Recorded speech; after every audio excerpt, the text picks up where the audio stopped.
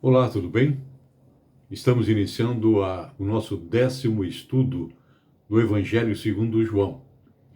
Se você me acompanha desde o início, você já percebeu e pode confirmar que nós estamos interessados que cada vez mais você mergulhe na palavra do Senhor para que você possa entender melhor os textos de João para nosso crescimento espiritual. Para isso é necessário que você despende cada dia alguns minutos para ler os versículos que propositalmente nós indicamos e deixamos de lê-los aqui. Você vai fazer isso com uma devocional e vai crescer espiritualmente para a honra e glória do Senhor. Hoje nós estamos iniciando o capítulo 6 do livro segundo João. Iniciamos agora esse estudo do capítulo 6 desse Evangelho, e esse capítulo é o ponto crucial dos capítulos de 2 a 12. Ele revela a identidade de Jesus como aquele enviado pelo Pai. De maneira figurada, ele distingue entre a fé e a descrença, através da ilustração do comer e do beber a carne e o sangue de Jesus, conforme você vai ver nos versículos 53 a 58 deste capítulo. Ele narra também a crescente rejeição de Jesus, motivada pela descrença com que ele se confrontou. Eventos salvíficos da história de Israel indicam que Jesus cumpre a tipologia da Páscoa, do Êxodo e da provisão de alimento no deserto. Nos versículos 1 a 4, que nós vamos ler agora, nós vemos que Jesus deixa Jerusalém e vai para a margem oposta do mar da Galileia. Vamos lê-lo? Abramos nossa Bíblia em João capítulo 6, versículos de 1 a 4. Depois destas coisas, atravessou Jesus o mar da Galileia, que é o mar de Tiberíades. Seguia-o numerosa multidão, porque tinham visto os sinais que ele fazia na cura de enfermos. Então, subiu Jesus ao monte e assentou-se ali com seus discípulos. Ora, a Páscoa, a festa dos judeus, estava próxima. Essa festa dos judeus foi estabelecida, conforme nós vemos em Êxodo capítulo 12, versículo 43 a 51, para comemorar o modo como Deus passou por cima, entre aspas, dos israelitas e matou os egípcios. É provável que as passagens do Antigo Testamento lidas durante a Páscoa, a festa dos judeus, nos tempos de Jesus, incluíssem Gênesis capítulo 1 a 8, Êxodo capítulo 11 a 16 e o livro de Números capítulo 6, de 6 até o capítulo 14. Há fortes semelhanças entre esses textos e os comentários de Jesus desse discurso. Nós vimos aí uma palavra no versículo 2 e 3, mar de Tiberíades. Esse também é o nome do mar da Galileia e foi dado em homenagem à cidade de Tibérias, construída por Herodes nos anos 20 a 30 depois de Cristo. Herodes Agripas.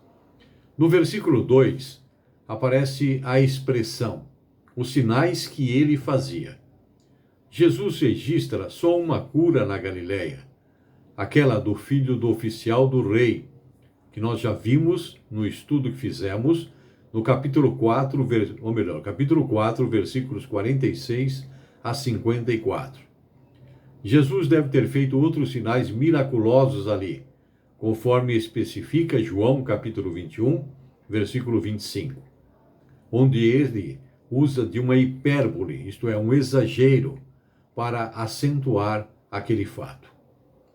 No versículo 3 do capítulo 6, que lemos, a expressão subiu Jesus ao monte Esse detalhe pode ter tido a intenção de sugerir uma comparação entre Jesus e Moisés, que subiu ao Monte Sinai para encontrar com Deus.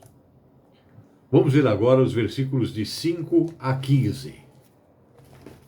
João capítulo 6, versículos de 5 a 15. Então, Jesus, erguendo os olhos e vendo que grande multidão vinha ter com ele, disse a Filipe, onde compraremos pães para lhes dar de comer? Mas dizia isto para o experimentar, porque ele bem sabia o que estava para fazer. Respondeu-lhe Filipe, não lhes bastariam 200 denários de pão para receber cada um o seu pedaço? Um dos seus discípulos, chamado André, irmão de Simão Pedro, informou a Jesus, está aí um rapaz que tem 5 pães de cevada e 2 peixinhos, mas isto que é para tanta gente?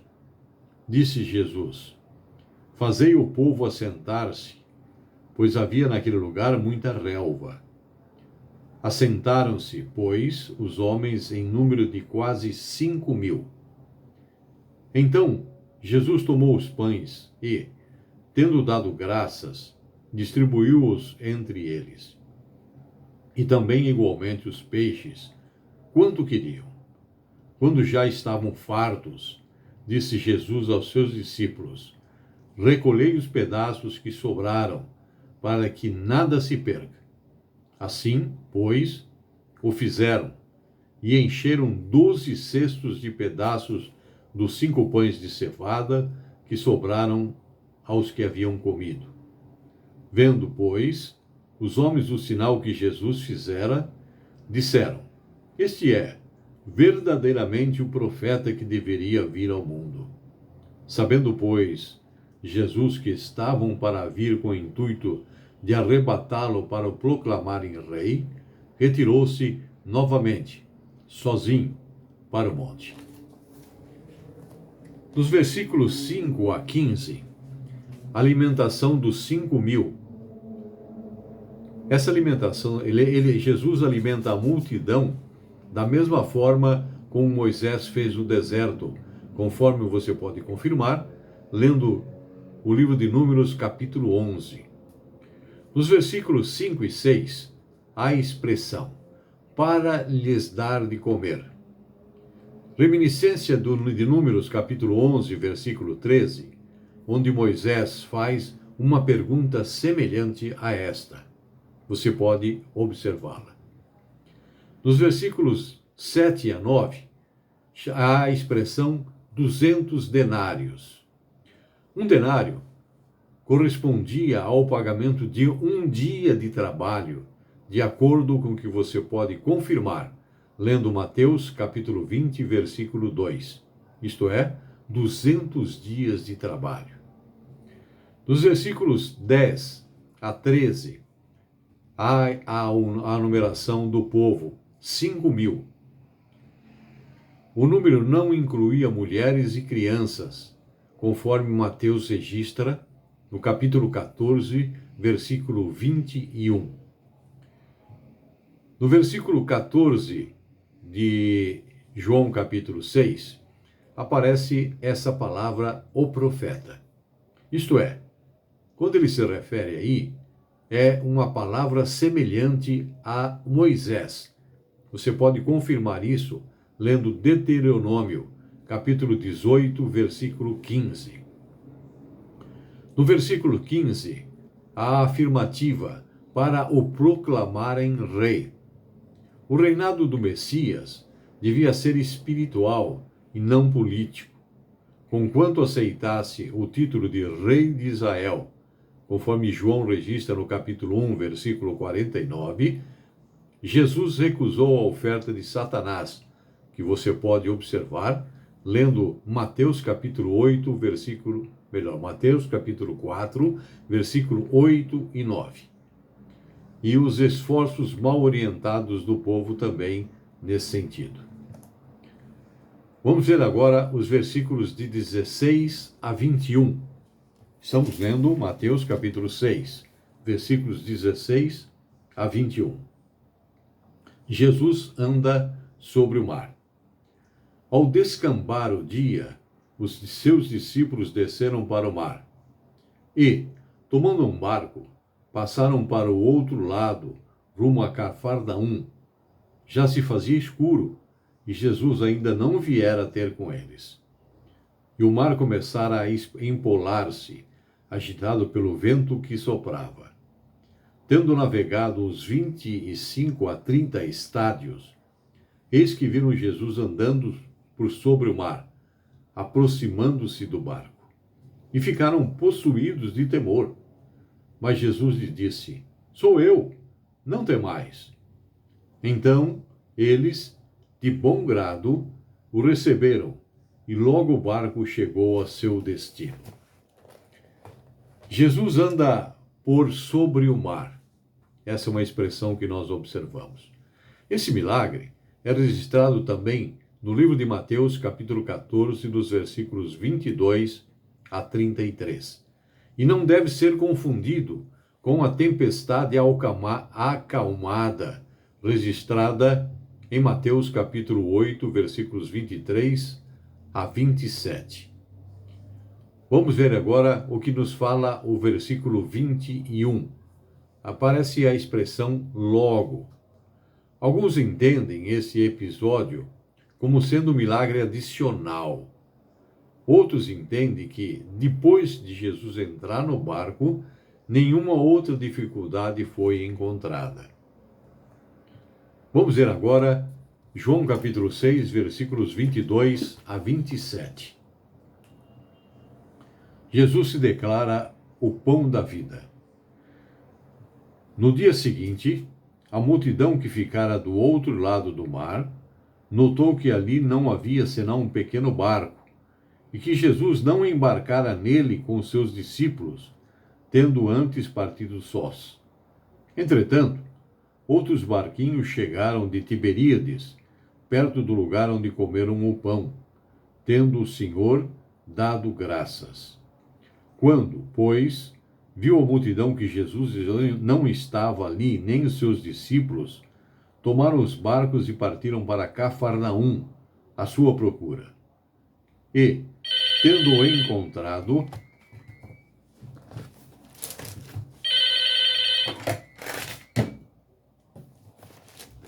tendo-o encontrado, só um minutinho por gentileza que eu me perdi aqui.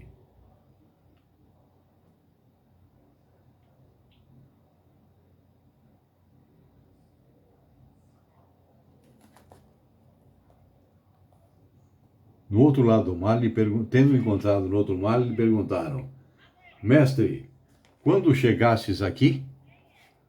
Respondeu-lhe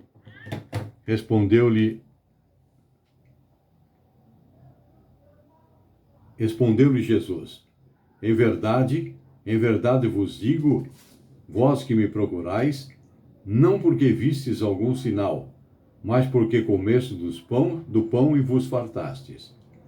Trabalhai, não pela comida que perece, mas pela que subsiste para a vida eterna, a qual o Filho do Homem lhe dará.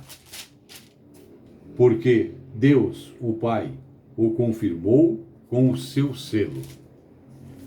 No versículo 26, nesse texto, nós vemos, aparece a expressão, não porque vistes sinais. Ainda que tivessem visto o milagre da multiplicação de pães e peixes, não o reconheceram como um sinal que identificasse Jesus como Messias. Foi meramente como uma oportunidade de refeição para eles. Procuravam o alimento material e não espiritual. No versículo 27, Jesus aponta para o significado espiritual do milagre, que é estabelecer o selo de Deus como aprovação do seu ministério e identificá-lo como o Filho do Homem, o Messias prometido. Vejamos agora os versículos 28 a 32. Estamos lendo João capítulo 6, versículos 28 a 32. Dirigiram-se, pois, a ele, perguntando: que faremos para realizar as obras de Deus? Respondeu-lhe Jesus: a obra de Deus é esta, que creais naquele que por ele foi enviado. Então lhes disseram eles: que sinal fazes para que vejamos e creiamos em ti? Quais são os teus feitos? Nossos pais comeram maná no deserto, como está escrito: deu-lhes a comer pão do céu. Replicou-lhes Jesus: em verdade vos digo, não foi Moisés quem vos deu o pão do céu. O verdadeiro pão do céu é meu Pai que vos dá. No versículo 31, continuando o tema de Jesus, o pão da vida, nós vemos que eles esperavam que a vinda do Messias fosse marcada por um milagre tão grande, ou maior do que a dádiva do maná no deserto. Nesse versículo 32 que acabamos de ver, nós vemos a expressão clara: o verdadeiro pão do céu. A palavra verdadeiro tem um sentido especial. Jesus se refere ao que é eterno, em contraste com o que é meramente representativo. O pão de Deus, o pão que Deus providenciou através de Moisés, de acordo com Êxodo capítulo 16, era apenas material e temporal, e não espiritual e eterno.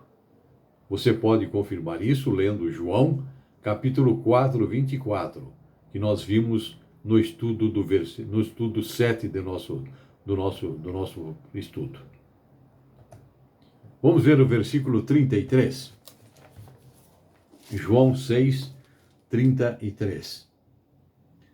Porque o pão de Deus é o que desce do céu e dá vida ao mundo. O pão que desce do céu. Esse pão é Jesus Cristo, cuja encarnação é descrita como descida do céu. Você pode confirmar lendo esse capítulo nos versículos 38, 41 e 42. No versículo 33, há a expressão: e dá vida ao mundo.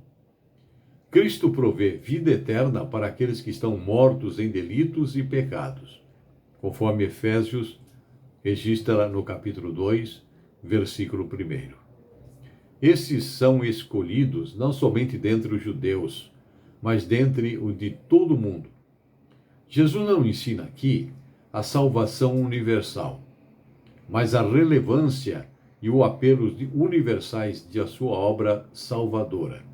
Confirme isto lendo João capítulo 3, versículo 16. Vejamos agora o versículo 34 de João 6.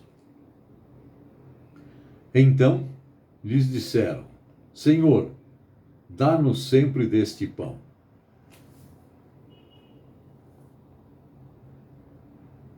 Declarou-lhes, pois, Jesus: Eu sou o pão da vida. O que vem a mim jamais terá fome, e o que crê em mim jamais terá sede. Porém eu vos disse que, embora me tenhais visto, não credes. No versículo 34, há aquele pedido das pessoas: dá-nos sempre deste pão. Eles entenderam mal as afirmações de Jesus, tomando-as no sentido puramente físico, como fez também Nicodemos, em João capítulo 3, versículo 4, e como fez também a mulher samaritana, no texto registrado em João capítulo 4, versículo 5. No versículo 15, perdão. No versículo 35 que observamos agora, há a expressão: eu sou o pão da vida. Essa é a primeira das 7 expressões eu sou, ditas nesse Evangelho de João. A expressão recorda Êxodo capítulo 3, versículo 14, e é uma implícita reivindicação da divindade, conforme lemos em João capítulo 8, versículos 58 e 59. Leamos agora os versículos 37 e 38. Todo aquele que o Pai me dá, esse virá a mim, e o que vem a mim, de modo nenhum lançarei fora. Porque eu desci do céu, não para fazer a minha própria vontade, e sim a vontade daquele que me enviou. No versículo 37, Jesus faz uma declaração: todo aquele que o Pai me dá. Deus conduz à fé todos aqueles que escolheu redimir. A redenção do eleito é certa. O Filho promete aceitar qualquer um que crê verdadeiramente. No versículo 38, Jesus explica: não para fazer a minha própria vontade. A vontade do Filho e a vontade do Pai concordam plenamente. Não há competição ou desacordo. A submissão de Jesus ao Pai mostra esta perfeita harmonia. Leiamos agora os versículos 39 e 40.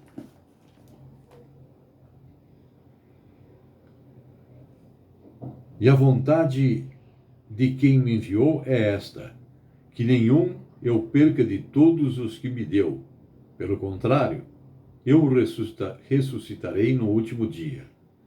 De fato, a vontade de meu Pai é que todo homem que vir o Filho e nele crer tenha a vida eterna, e eu o ressuscitarei no último dia. No versículo 39 aparece a expressão: que nenhum se perca, eu o ressuscitarei. Uma promessa de Jesus. A vontade do Pai não é apenas o oferecimento de uma oferta realizada pelo próprio Jesus, em benefício dos pecadores perdidos. Ele, finalmente, ressuscitará a todos o que o Pai lhe deu, e não deixará perder-se nenhum só deles. Deus graciosamente os faz perseverar como verdadeiros crentes, assegurando sua salvação final. Vejamos como Paulo descreve sobre a perseverança em Romanos capítulo 8, versículo 30, que nós iniciaremos no nosso próximo estudo. Fiquem com Deus agora. Mais uma vez, peço a vocês que observem, leem todos os textos que nós indicamos e não lemos, para que você possa ter realmente uma visão panorâmica do que o livro de João quer falar e por que ele escreveu determinadas coisas. Deus abençoe você, a sua família. Amém. Até mais.